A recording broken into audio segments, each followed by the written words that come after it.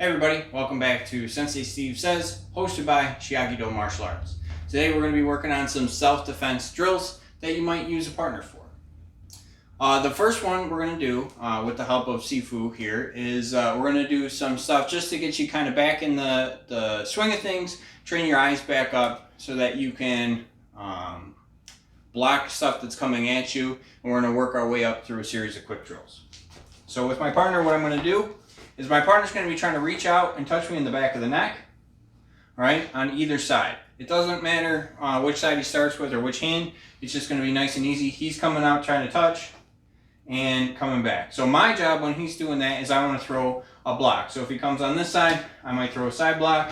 If he comes a little higher to touch the back of my head, I might come up with a head block, right? And I'm going to start mixing between my guards, whether it's a close guard where I've got my hands up by my chin, whether it's a farther guard where I got one foot in front, or a low guard where both my hands are down here.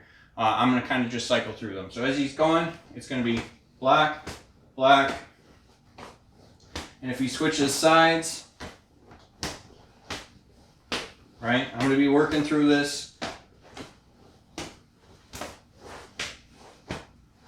back and forth, all right? So now, work that back and forth with your partner for about a minute each, and then we're going to move up to the next one.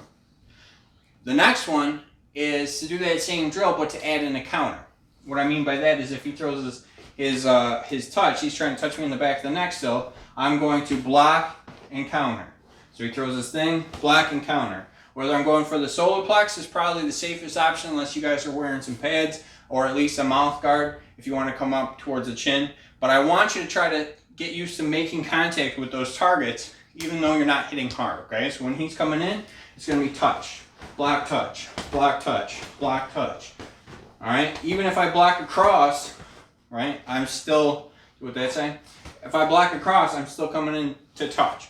And I'm not striking, I'm using pretty much like a flat fist or a soft fist, okay? So that when I touch, even if I hit just a little bit harder than I want, there's no power there to hurt him, okay? So if we do that one back and forth, it's just touch, touch, touch, touch, and now I'm working my speed, moving up, okay? The next one with that is going to be an evolution of it. This one, you want to be confident in your partner, okay? This will help you and your partner both, so put some focus into it and take your time. What my partner's going to do is when he's going to throw his taps are going to turn into punches now. And he's actually going to be throwing his punches at my targets. So the corner of my jaw, the mandibular angle here, my temple, or my throat, these are going to be the best targets for him to do real damage to me if he's aiming at my head. So when he's doing these, if I don't move, he's touching me, right? But he's not causing damage. It's that same thing. It's that soft fist. I'm not making a tight, hard fist. I'm making a soft fist so that when I do make contact, it's there, right? I feel that I'm getting hit. He feels that he's making contact, but there's no power transfer for me to be at high risk of injury. Now, that's not to be said there's no risk of injury. If you're working with somebody, if you're not super confident in your skills, put on a headgear and put on a mouth guard just kind of to add some insurance to the fact that you don't want to get really clocked in the head. All right? There is a reason that these are your critical targets. You can do real damage to these. But it's important, A, to see what it looks like when something's actually coming at your targets and not just blindly swinging out here. Everybody knows that partner that stops their punch out here. That's not helping, right? So you really want to see it coming and touching your target, but also, if I'm blocking my targets, I need to block my targets and not out here, okay? So it's going to kind of bring everybody back to a little bit closer semblance of an actual self-defense situation. Take a step back. So now when he's doing this, when he's swinging, right, it's even more important that I get these blocks in here. So when he's swinging his punches, all right, I want to make sure that I'm getting those good hits. And if you've got some, if you get going with that one, you can add your counter back in. So when he starts blocking, right?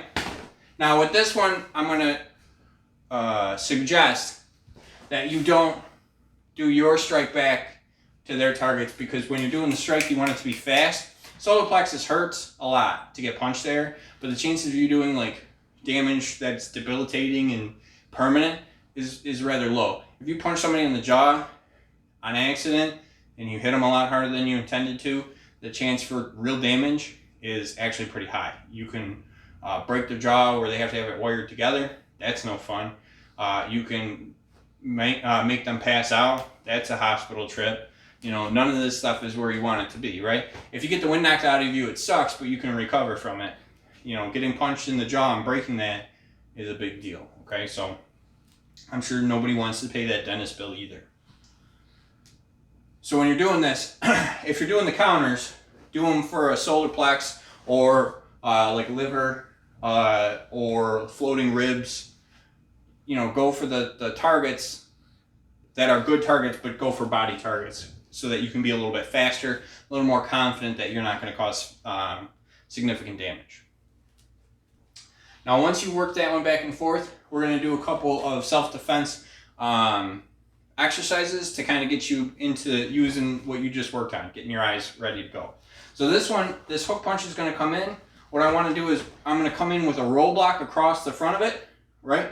And I'm going to come back with a hammer fist across his jaw. So it comes in without him here, it's going to come in roll block, hammer fist. So when he throws his punch, roll block, hammer fist.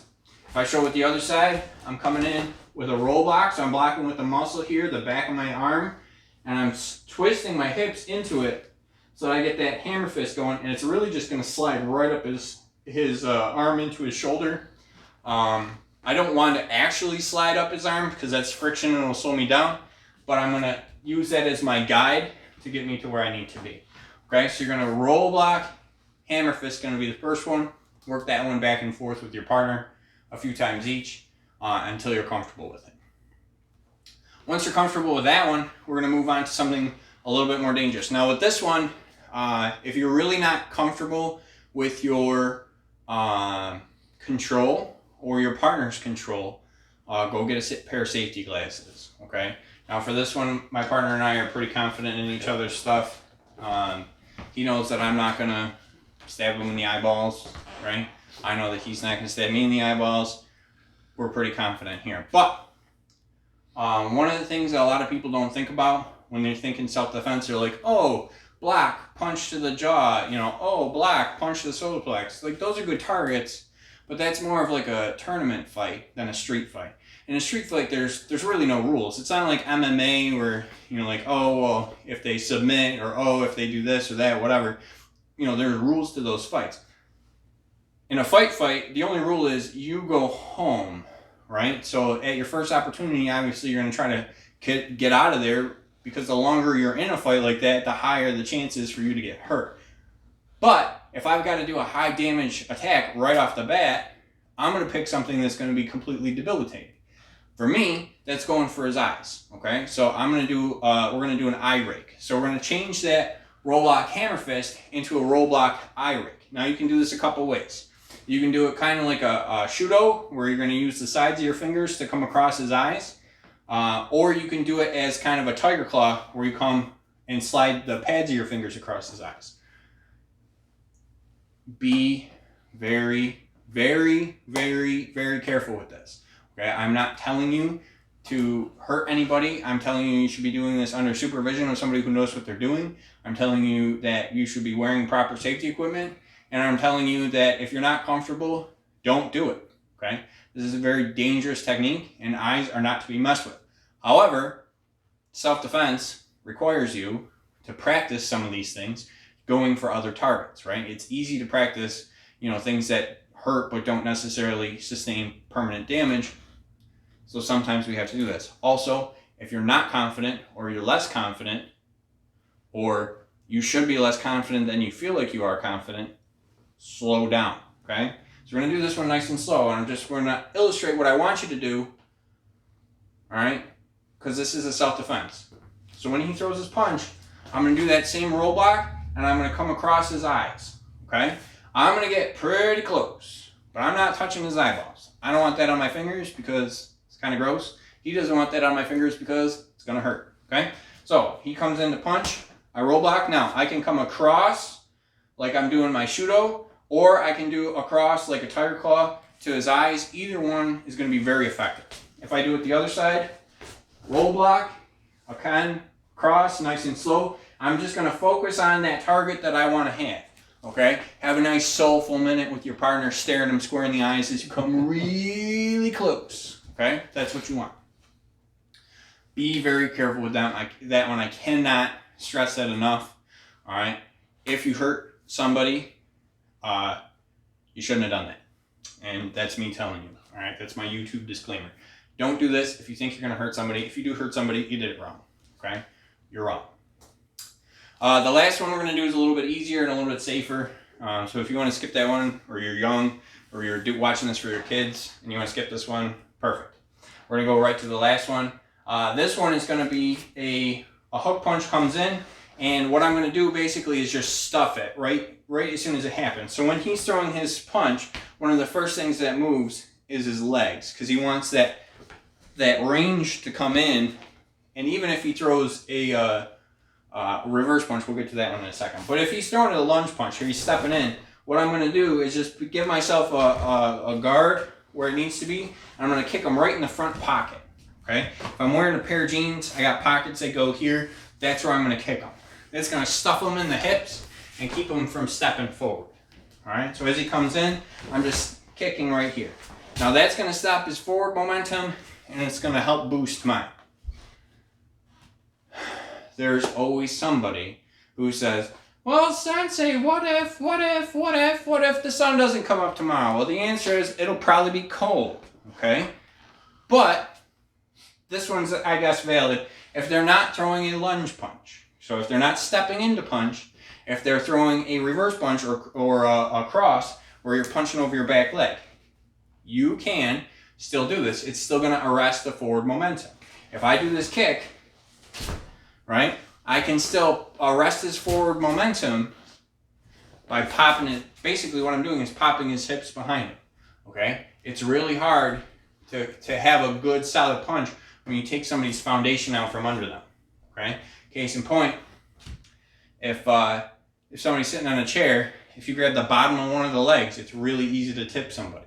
If you push on them, it's usually hard to tip them, all right? If I push on one of the legs, it's really easy to tip him over, okay? Especially if he's got a motion that he's thinking about, he's not necessarily thinking about my kick. It's also giving me my motion to step forward, to come in to something a little bit closer range and possibly a little more power, all right? So I can kick either leg with that one too, is what that means. So if he's doing a hook punch with his back foot, I can do this kick on the front leg and do the same exact thing, where it pops his hips out from behind him, and if he fakes me out on which punch he's going to throw, there's always that kid too in class that goes, this one, all right? I can just kick him in the front hip, and it'll have the same effect. I can kick him in the back hip. There's a higher chance of you kicking him in the groin on accident. Just remember that before you do it. You might want to do that on accident. I'll leave that to you, okay? Depends on what kind of partner you have, I guess. But, so when this hook punch comes in, it's just kicking in the pocket. I want to keep my guard up, because if he's taller than me, right, my leg might not be long enough to stop his punch. Or, you know, you get that golden zone, the too far, too close, right there in the middle, where this works perfect. But if I'm a little bit too late or a little bit too early, and he changes up what he's doing, I don't want to leave myself wide open to get punched in the jaw, to get punched in the temple, or anything like that, because that's bad for me. All right? So with that, practice some of those drills a couple times back and forth. As I said, be careful. Don't practice things above your current level. Be honest with yourself about what your current level is. Okay? If you want to try to bite off more than you can chew, practice by yourself. Okay? Have somebody maybe near you so that can call 911, but don't drag somebody into this with you, you know, where they might get hurt too. Be honest with yourself about your own capabilities. Be honest with your partner about your capabilities. Start slow, work your way up. All right? It's the best way, it's the safest way, and it's really the only way to learn self-defense. All right? Other than that, I got nothing.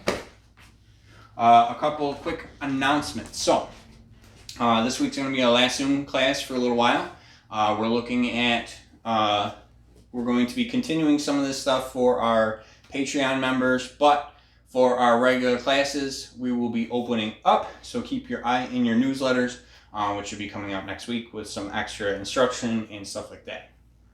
With that being said, next week we will not have these classes. We're going to take a week off from our normal 4 times a week video classes, just because we're opening back up the business side of things. That's going to take up a ton of time, just trying to navigate all the rules and regulations and safety requirements and all that kind of stuff to make sure that we can do this so that everybody can stay safe. But that's not to say that we're letting you off the hook. So June, we're still having our 30 and 30 challenge. So if you're doing that with us, the challenge is 30 miles in 30 days. The goal is to do at least 1 mile per day.